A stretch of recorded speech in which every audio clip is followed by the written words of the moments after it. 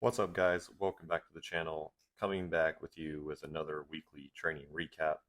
As I'm recording this, I am 3 weeks out, so we are looking at week 5 of a quick 8-week prep. And starting here on day 1 of the week, we have 535 double on deadlift, and that moved really well. So I'm excited to see what we get to pull tomorrow on my first week of singles. We'll just have 2 weeks of singles and then a taper week. And then after that, hit a couple back down doubles here of 507. So definitely increasing average intensity across the board now. Finally, not just on the top sets, but everything moved pretty well. That last one felt really hard in the moment, but it moved well for sure.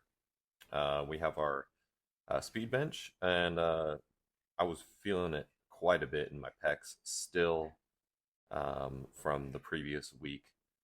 This day just always underperforms, but now we are again increasing average intensity, so we're doing triples instead of fives, and I think the weight I pick here is 281. So I probably need him to move a little bit faster, and judging by the way my bench went when we get to it at the end of this week, I think I need to decrease average intensity a little bit on bench across the board. Maybe not so much on this day, but definitely on my second day. Then we had some secondary squats, 3x4 at whatever weight this is. It's 402 or something like that. And they all moved really well. It's kind of toying with some different stance widths. Definitely not the time to be doing that, but it's just the way my brain works. It's like if I get stuck on something, I can't help it. But I definitely feel like I affirmed to myself that the more closer-ish stance is where I should be heading into this meet.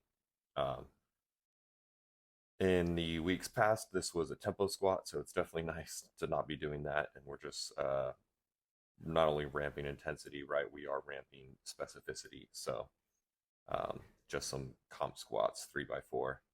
And this is definitely the best that my squats have felt on this day in quite a while, which is awesome. Also, still rolling with this closer grip, and that is going well. I find that what I need to do is actually set my upper back extension a little bit more before getting up, like as I get under the bar, I should say. And I think that's a good thing for me. So we're going to keep going with that. And this is the secondary day, day 2, where I was referring to possibly needing to lower the intensity on my bench here. It definitely felt um, really tough.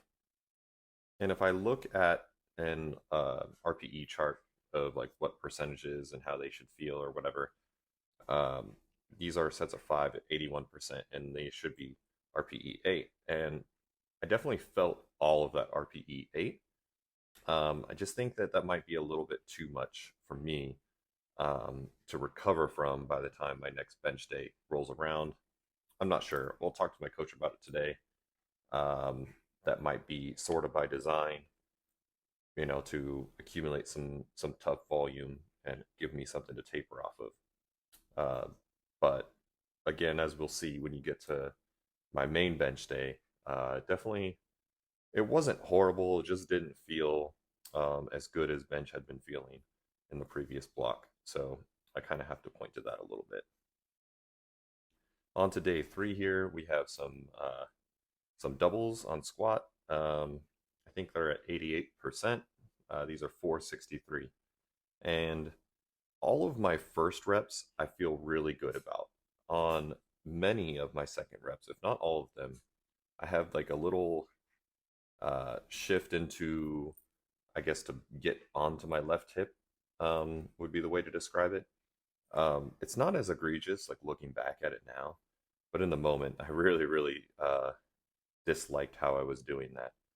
So just going to work on that going up, but going forward.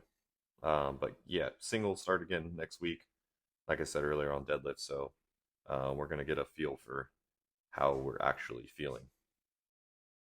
or where strength is. So this is secondary deadlifts. I had 3 sets of RDLs. I kind of overshot this set a little bit, but even so, I'm pretty impressed with myself. As arrogant as that might sound, but to do 495 for a set of 6, that puts my E1RM higher on my RDL than my best conventional deadlift, which is my competition deadlift, obviously. So I'm very intrigued by that. It has me thinking maybe I need to pull with a higher hip height, or my conventional is just that much stronger than the last time we tested it out. So we'll see. And here we go onto the bench. I did this after the RDL, so maybe that was part of it too, just being fatigued. My touch point was just inconsistent. Didn't feel like I had great control of the bar. But in the end, I guess it wasn't so bad. We'll see how it goes this next coming week when we start doing some singles. Anyways, guys, that's all I got for this one. So please like, comment, subscribe. We'll catch you on the next one.